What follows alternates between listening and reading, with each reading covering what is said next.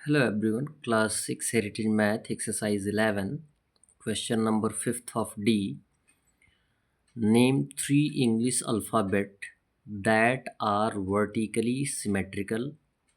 आपको बोला जा रहा है कि 3 ऐसे इंग्लिश अल्फ़ाबेट के लेटर्स दीजिए जिनमें जो कि वर्टिकली सिमेट्रिकल हों, एंड 3 लेटर्स ऐसे बताइए दैट आर हॉरिजॉन्टल सिमेट्रिकली हों, एंड एन अल्फ़ाबेट और एक अल्फ़ाबेट ऐसा बताइए which is vertically, horizontally and diagonally symmetrical, जिसमें तीनों आए।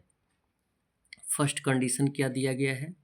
वर्टिकली होना चाहिए, और सेकंड कंडीशन दिया गया हॉरिजॉन्टल होना चाहिए, और थर्ड कंडीशन दिया गया है कि तीनों कंडीशन अप्लाई हो जाए ऐसे लेटर्स आप बताइए। जबकि आपके पास इंग्लिश अल्फ़ाबेट में 26 लेटर्स होते हैं, तो कौन से लेटर्स वर्टिकली सिमेट्रिकल हैं और कौन से लेटर हॉरिजॉन्टली सिमेट्रिकल हैं और कौन सा letter vertically, horizontally and diagonally तीनों सिमेट्रिकल दिखाया गया है।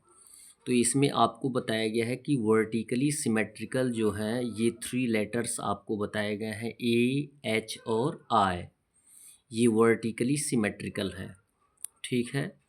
और सेकंड कंडीशन दिया गया हॉरिजॉन्टली सिमेट्रिकल 3 लेटर्स हैं, सी, ई, के।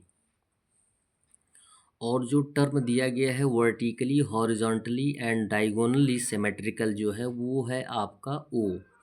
ओ एक ऐसा इंग्लिश अल्फ़ाबेट का लेटर है जिसमें हम वर्टिकली, हॉरिजॉन्टली एंड डायगोनली तीनों कंडीशन में लाइन ऑफ सिमेट्री स्केच कर सकते हैं। क्वेश्चन नंबर 6 दिया गया है, collect all English alphabets with no lines of symmetry.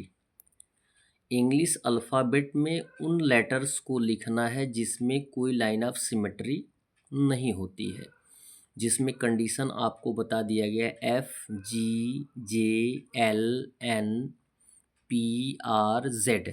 ये जो लेटर्स हैं इसमें कोई भी लाइन ऑफ सिमेट्री आपको नहीं मिलती है या ये सिमेट्रिकल नहीं है। क्वेश्चन नंबर 7 दिया गया है, if you are 160 centimetre in front of mirror. यदि आप किसी दर्पण के सामने 160 सेंटीमीटर हैं, where do you expect your image to be. तो आप अपने इमेज को क्या एक्सपेक्ट करते हैं, क्या आशा करते हैं कि आपका इमेज कहाँ होगा। फिर दिया गया है, if you move away from the mirror. यदि आप मिरर से दूर जाते हैं, how does your image move. तो आपका इमेज कैसा होता है। तो सो इज़ी है, दर्पण के जितना नज़दीक रहेंगे या जिस कंडीशन में दर्पण के रहेंगे उसी कंडीशन में फिगर आपका दर्पण में दिखाई देता है। तो यदि 160 सेंटीमीटर इन फ्रंट है मिरर के, तो 160 सेंटीमीटर ही होगा आपका एक्सपेक्टेशन इमेज का।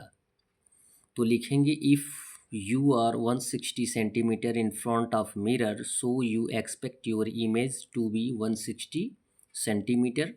अब यदि पूछा गया है दूसरा क्वेश्चन कि क्या यदि आप उससे दूर जाते हैं, उससे मतलब मिरर से, दर्पण से, तो how does your image move. तो आपका इमेज कैसे मूव करता है। सीधी सी बात, जितनी दूर आप जाएंगे उतनी ही दूरी पर आपका इमेज दिखाई देगा।